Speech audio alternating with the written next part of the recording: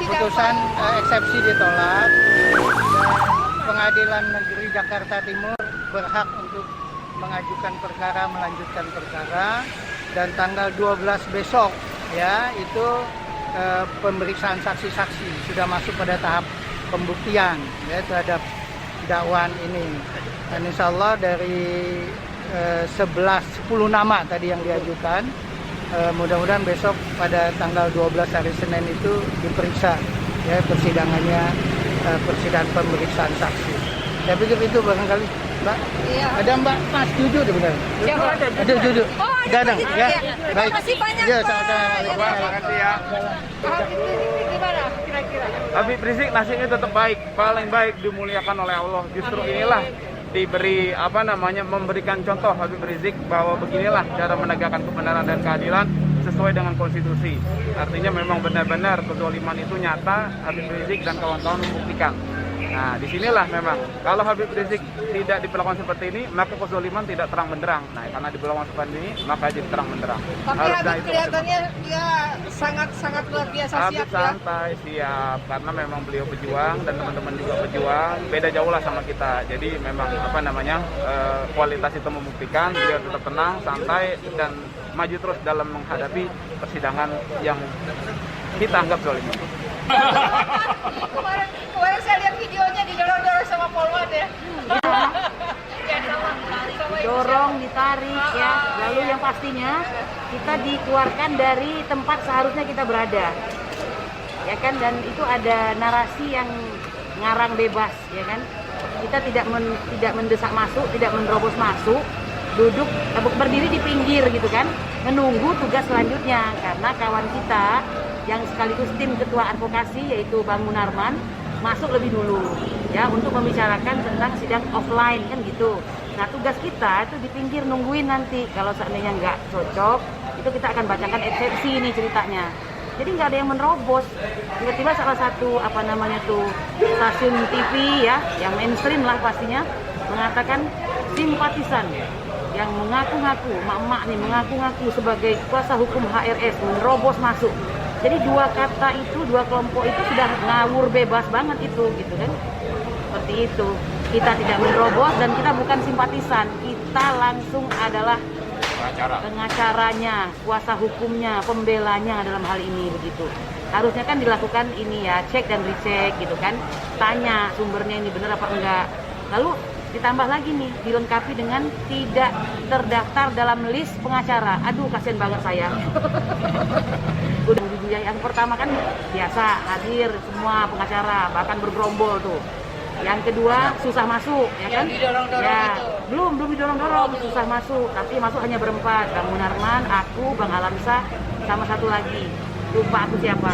Nah, yang ketiga itu terjadi tanggal berapa itu? 23 Maret ya.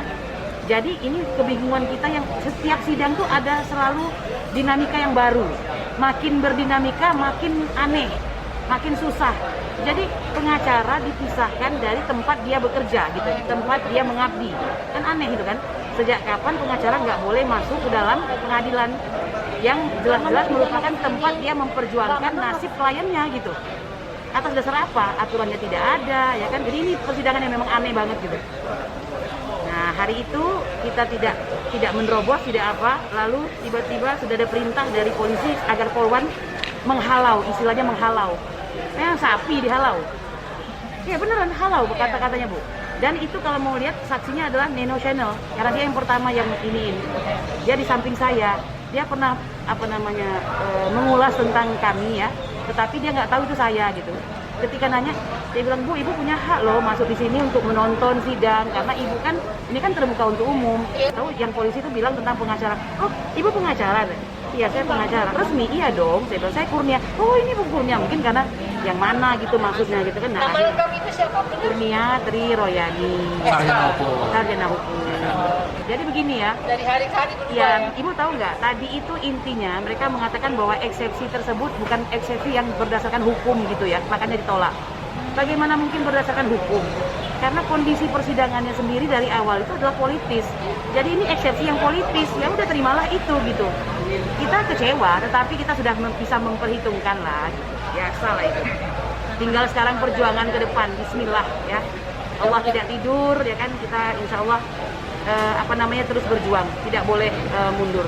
Kan sesuai dengan apa Bang Juju? Judul daripada eksepsi dari Habibana sendiri, tolak kezaliman, tegakkan keadilan, kan begitu ya.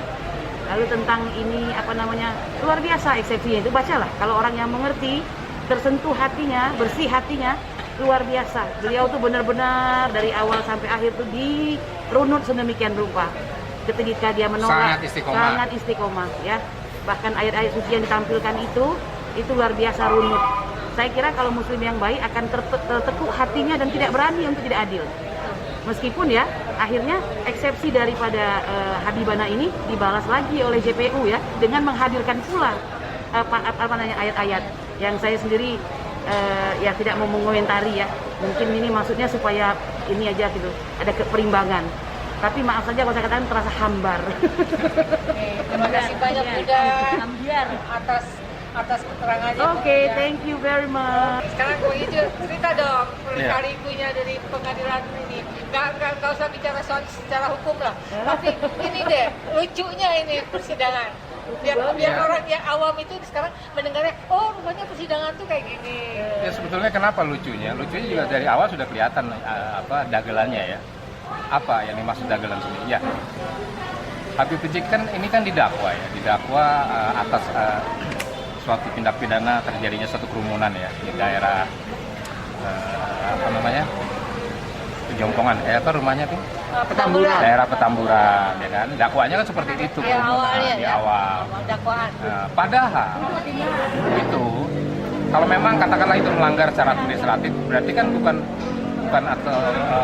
suatu pelanggaran yang sifatnya pidana, melanggar pidana itu pelanggaran administratif saja, dan pelanggaran itu sudah dipenuhi dendanya ya kan, denda 50 juta dan sudah selesai. Seharusnya sudah selesai saja ya. Sanksi-sanksi hukum administrasi selesai, tapi ternyata masih dijerat juga dengan sanksi pidana yang lain KUHP dana itu. Nah ini kan yang lucu, jadi ya memang ya terus terang ya lucunya ya dipaksakan, jadi seolah-olah bagaimana beliau Habibina ini ditarik, didakwa supaya bisa ditahan karena ancamannya kan di atas 5 tahun, jadi harus ditahan. Berapa tahun? Di atas 5 tahun. Karena ancamannya di atas 5 tahun maka dia harus ditahan. Itu yang terjadi, dan sampai sekarang sampai persidangan jadi aneh aja. Sementara banyak contoh-contoh lain yang jauh lebih banyak melanggar, dan barusan 3-4 hari yang lalu ya.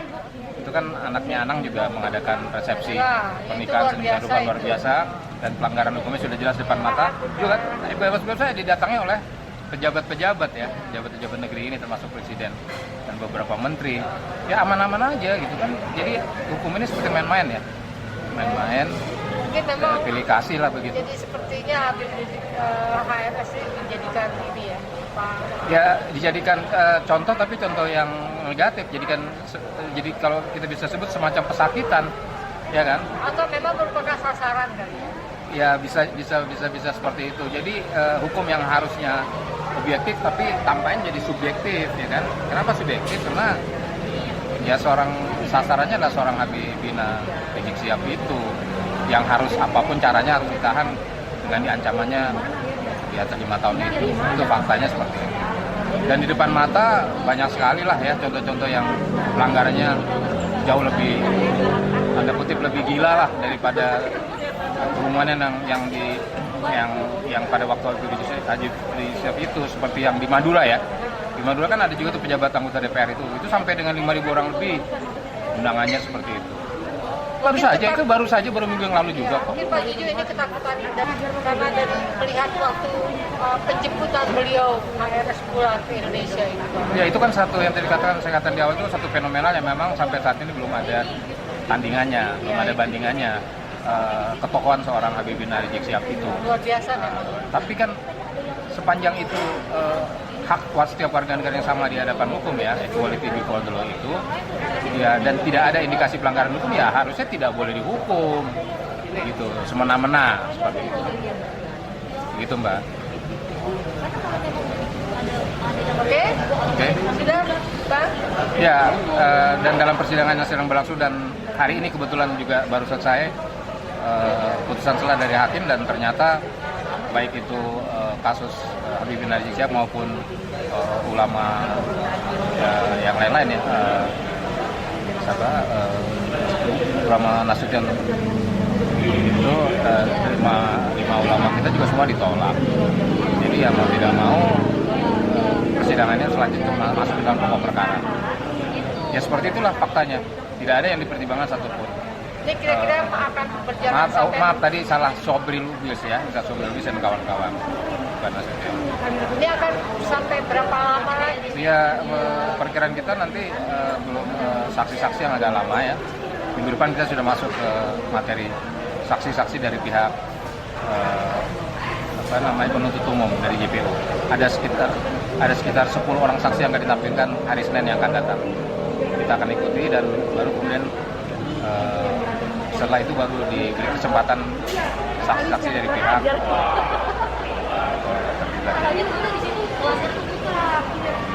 Habib Rizik Syihab. Ya kita ikuti kelanjutannya begitu. Ya, terima kasih banyak. Sama. Assalamualaikum. Waalaikumsalam warahmatullahi wabarakatuh. Tell me pretty lies, look me in the face. Tell me that you love me, even if it's fake.